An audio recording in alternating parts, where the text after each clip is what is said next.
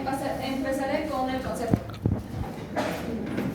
La ciencia política es una ciencia social que se encarga fundamentalmente del ejercicio, distribución y organización del poder en una sociedad. Como ciencia social se interesa por los comportamientos, procesos y la conducta de la política que se expresa de manera real y concreta con la interacción en la sociedad. La ciencia política también no es solo la teoría, es la práctica, como por ejemplo tenemos los procesos electorales, la respuesta de las masas ante decisiones que toman las autoridades, la organización de alguna forma de gobierno, las funciones que desarrollan las autoridades dentro de un ente que vendría a ser el Estado. Como ciencia política también tenemos que la ciencia política tiene una función descriptiva, es decir, que es uno de los requisitos básicos para conocer y comprender la realidad política que es necesaria. No solo es acumular hechos, sino saber interpretarlos. El científico político se esforzará por decir por qué un hecho o un evento político sucede, ya que en diferentes sociedades esos mismos hechos no van a ser iguales que en otras sociedades. El poder jurídicamente institucionalizado como dominación, es decir, los grupos dominantes van a subyugar a la mayoría de masas que vendría a ser los electores. Luego tenemos el tradicionalismo. Se decía que el objeto de estudio de la ciencia política antes solo era el Estado, pero hoy en día pues, sabemos que no solo es el Estado, ya que es algo dinámico que está en otras instituciones, ya sean sociales o políticas.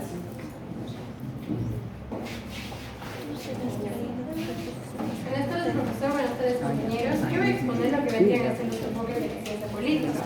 Esto surge debido a que no existe una teoría general que nos explique los fenómenos políticos que ocurren en nuestra sociedad, por lo que se recurren a ellos, y mencionaremos 6 hoy día. Yo les explicaré el enfoque sistémico, que nos dice que el sistema político es un subsistema del sistema social, por lo cual recibe influencia a otros sistemas y esto incluye a otros. Su representante es David Easton, y nos dice que nos plantea dos ambientes, tanto el intrasocietal y el extrasocietal. Entonces nos explica que aspectos biológicos, psicológicos también afectan a la política de nuestra sociedad. Eso es todo. Buenas tardes con todos. Les voy a exponer lo que es el enfoque marxista, el cual estudia la realidad política como un fenómeno dialéctico y como factor fundamental de la lucha de clases sociales, ya que Marx en su famoso libro El Manifiesto Comunista nos dice que toda lucha de clases es una lucha política. Entonces el enfoque marxista define la ciencia política como disciplina crítico-práctica que estudia las relaciones de poder. La reflexión marxista ha pasado por dos etapas. Por dos etapas, las cuales son la clásica y la contemporánea. En la clásica tenemos como que los primeros conceptos que se dieron por parte de Marx y Engels. Después tenemos sus inmediatos seguidores, los cuales son Luxemburgo, Gramsci, Lenin. Luego la segunda etapa, el segundo periodo, que es la contemporánea, es donde se aplican esta serie de categorías marxistas, como las que sabemos, plusvalía, trabajo, clase, ideología, relaciones de producción, fuerzas productivas, etc.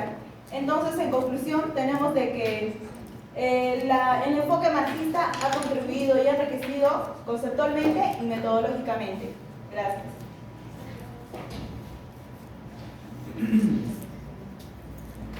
Ya. Yo les voy a hablar acerca del enfoque institucional. Junto con el enfoque marxista, este enfoque es el que está más cargado de tradición, a la vez que es uno de los más antiguos. Este mismo estudia los fenómenos políticos a partir de los textos constitucionales y a su vez también estudia formas de gobierno, la función de los poderes del Estado y las normas que regulan las prácticas estatales. Este se preocupa por conocer la estructura de la organización, analizar la misma de las instituciones políticas del Estado, en especial el Estado y sus variantes, sus ramas, sus elementos. En su contraparte encontramos al enfoque conductivo, El enfoque conductivo, como dice su nombre, más que todo refiere a la conducta y nos dice que para analizar los enfoques tendríamos que primero analizar la conducta de las personas. Eso también va un poco con el campo de lo que viene a ser la psicología. Para analizar y conocer la realidad política tenemos que estudiar las actitudes políticas y los comportamientos políticos de las personas y grupos sociales que intervienen socialmente. Se caracteriza por ser analista y sintética, o sea, lo subjetivo está relegado a lo objetivo, a lo observable, a lo que se puede mirar. Gracias a que es, por así decirlo, empirista, sus hipótesis que formula pueden ser comprobadas con cierta facilidad. Buenas tardes, profesor. Buenas tardes, compañeros. Yo les voy a hablar sobre los dos últimos enfoques, que son el enfoque estructural funcional y el cibernético. Primero voy a empezar por el estructural funcional. ¿A qué se dedica este enfoque? Va prácticamente a tratar de regular las tensiones políticos-sociales que hay en el sistema. Eso quiere decir que los que lo han tratado son en su mayoría sociólogos, y ellos aportan términos propios de la sociología a este estudio, a este enfoque. Diversos autores tratan este tema como una estructura funcional en base de roles y funciones, de diversidad y disfuncionalidad en muchas ocasiones. El problema epistemológico de este objeto de estudio es que los temas fundamentales que se necesitan para comprender este tema son la dominación y la influencia que se ejerce sobre un determinado grupo social.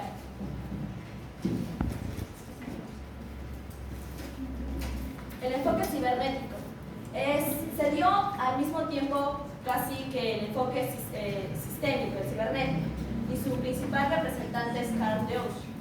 ¿Qué nos dice? Nos dice que el sistema político y el cibernético deben ir de la mano, porque la política es un conjunto es un proceso de pilotaje y complementariedad. Eso quiere decir que todos los mensajes o acciones que se vean en torno al tema político tienen que ir ligados a una base de datos que los administre y los procesa. Gracias.